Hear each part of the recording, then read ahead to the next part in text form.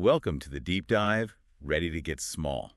Really small. I think so. Today we're diving into the world of atomic structure. Always a fun one. Yeah.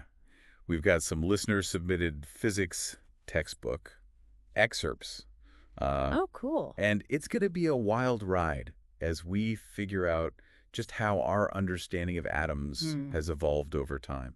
It's pretty amazing, Yeah. what scientists back in the day were able to figure out. Yeah. Even without, the fancy tools we have today. I know. It's a testament to human curiosity. Absolutely. And ingenuity. So let's rewind back to the late 1800s. Okay. At that point, scientists knew atoms were electrically neutral, right? Right. Equal amounts of positive and negative charges. Right. But the big question was, how are these charges arranged inside the atom? Right. Like you can't just look inside. Exactly. So their first attempt to picture this was the plum pudding model. Okay. You've heard of that. Plum pudding model. Put forward by... J.J. Thomson, that's right. So imagine a plum pudding. Okay. The entire pudding, that's the positive charge. Okay. Spread evenly throughout the atom, Okay. and the plums scattered within. Yeah. Those are your negatively charged electrons. Makes sense. Can you picture it? I can. But this plum pudding model didn't last very long. No, it did not. What happened? Well, along came Ernest Rutherford. Oh, yes. And his famous gold foil experiment in 1911. I've heard of this. His team, they fired a beam of alpha particles, Okay. which are basically helium atoms stripped of their electrons, Okay. at a super thin sheet of gold foil. Wow. Now, if the plum pudding model were correct, they expected these alpha particles to just pass straight through. Like throwing tiny marbles at tissue paper? Exactly. Good. Just go straight through. But that's not what happened. Really? Yeah. Most of the alpha particles did pass straight through, Okay. but some were deflected at crazy angles, and some even bounced straight back. But Yeah. It was like they had fired those marbles at tissue paper and some ricocheted right back at them. that's crazy. It was a shock. So what did that tell them about the atom? Right. Like it couldn't be like a pudding anymore. No.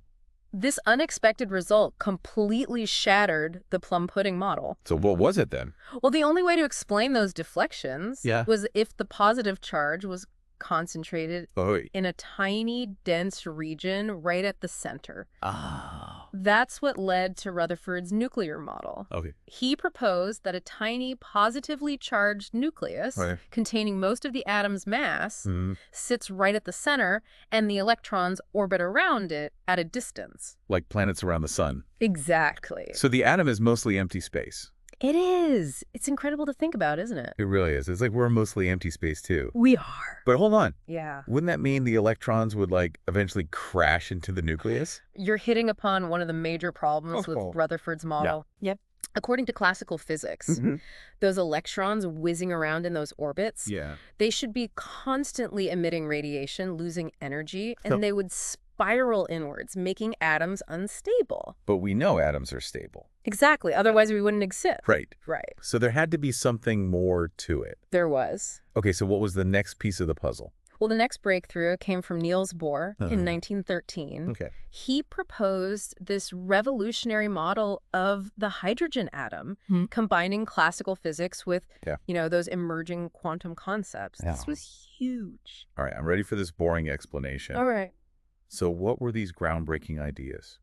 Well, first, Bohr boldly stated that electrons can orbit the nucleus in stable orbits without emitting radiation. Really? Yeah. He called them stationary states, Okay. which kind of flew in the face of classical physics. Yeah, I was going to say it. But it was needed to explain why atoms don't collapse. So these special orbits allow electrons to just defy the laws of physics. Pretty much. What's so special about them? Here's where the quantum magic comes in. Oh, boy.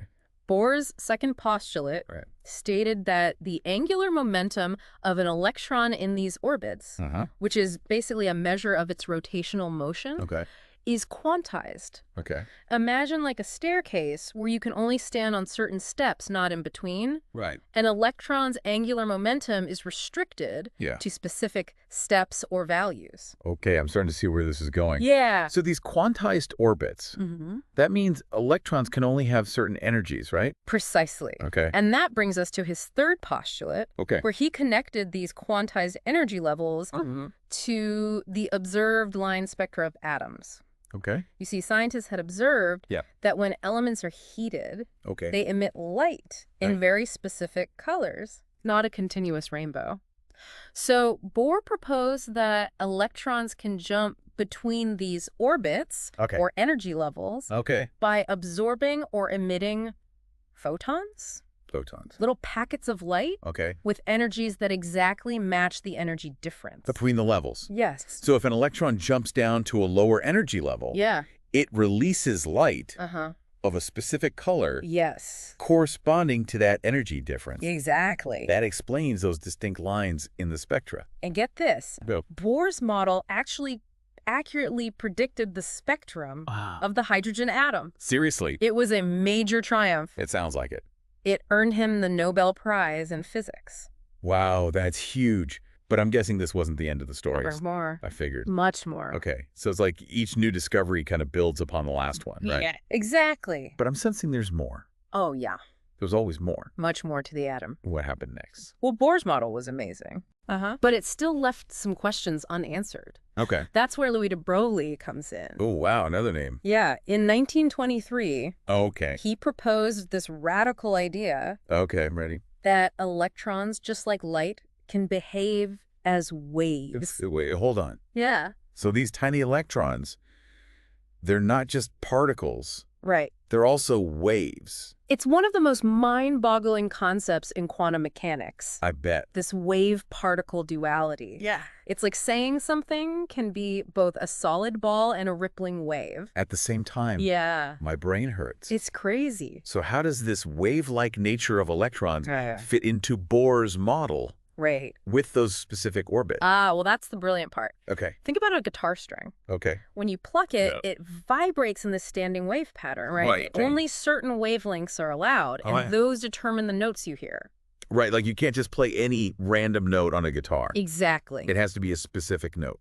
Based on how that string vibrates. Yeah, so de Broglie, he proposed that Bohr's quantized orbits were like those standing waves on a guitar string. Okay. Only orbits where a whole number of electron wavelengths fit perfectly around the circumference are stable. So the reason those orbits are quantized, why electrons can only exist in those specific orbits, is because of their wave nature. Exactly. It all comes back to waves. That's amazing. It is. It provided a deeper explanation for Bohr's quantization postulate. Yeah. But let's get back those energy levels for a second. Okay. We know electrons can jump between them. Yeah. But how much energy are we talking about here? Yeah, I was wondering that. Right. It's all very well to say an electron jumps to a higher energy level. Yeah. But, like, how do we measure that? Well, let's stick with the hydrogen atom. Okay. Bohr's model actually lets us calculate the exact energy of each of its energy levels. Oh, wow. So the lowest energy level.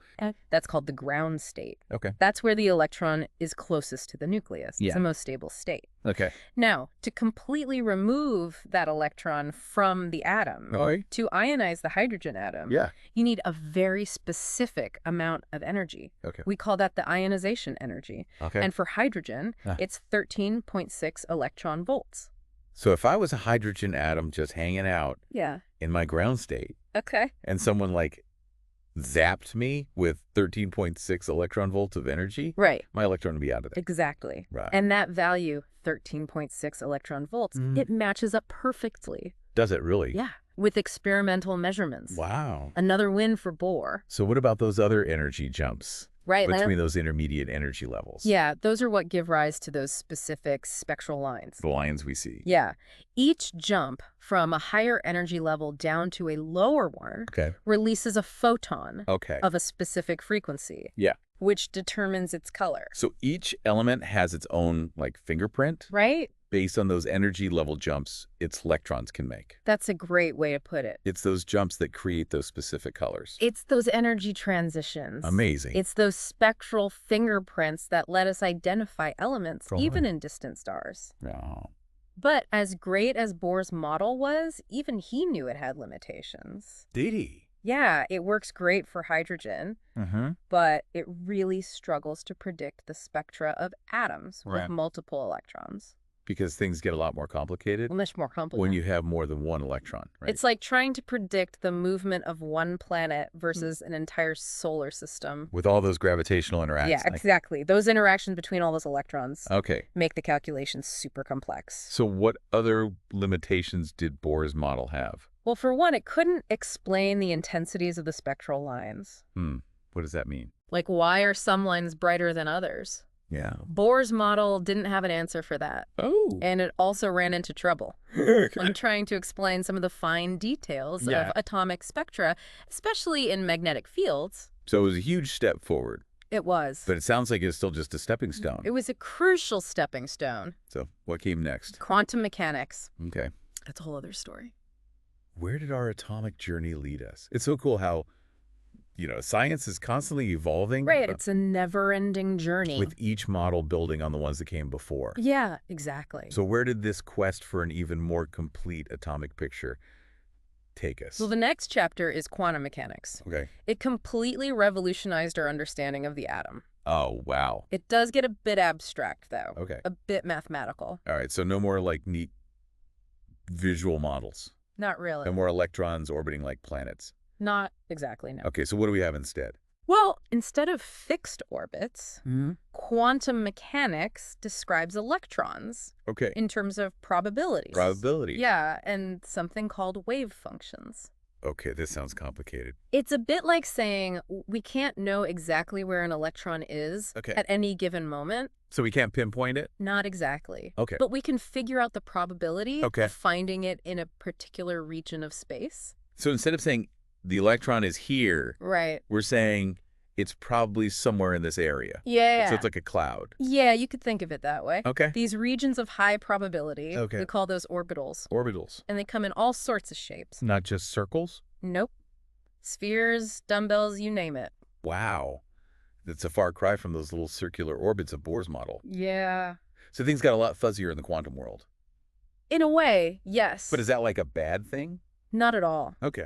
This uncertainty isn't a flaw in our understanding. It's just how things work at that level. So it's a fundamental aspect of nature. At the atomic level, absolutely. Okay. We can't know both the exact position and momentum of an electron. At the same time. Yeah, it's like trying to catch a firefly. Okay. The moment you focus on its position, it's gone.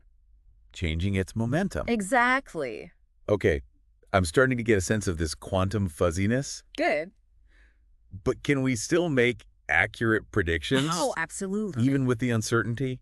Quantum mechanics is the most accurate theory we have. Really? Yeah, it's incredibly powerful. Wow. It explains so much. So we've come a long way. From plum pudding to planetary orbits to quantum fuzziness. It's been quite the journey. And it's amazing how much our understanding has changed. No. Thanks to those curious scientists. It's all about asking questions. Absolutely. And never being satisfied with the answers. And it just shows that our journey of discovery, it never really ends, does it? Never. There's always more to learn. We focused on the hydrogen atom today. The simplest one. But can you imagine how complex it gets? Oh, yeah. When you have atoms with multiple electrons? It gets wild. All those orbitals and interaction. And probabilities. Yeah, it's mind-boggling. It really is. And that complexity is what gives rise to all the different elements that we see. Everything around us. From the air we breathe to the ground we walk on. It's all thanks to those tiny atoms. It all comes back to atoms. I'm so glad we took this deep dive. Me too. It's given me such a new appreciation for all this. It's fascinating stuff. It really is. Thanks for joining us today. Always a pleasure. And to everyone listening out there, never stop exploring.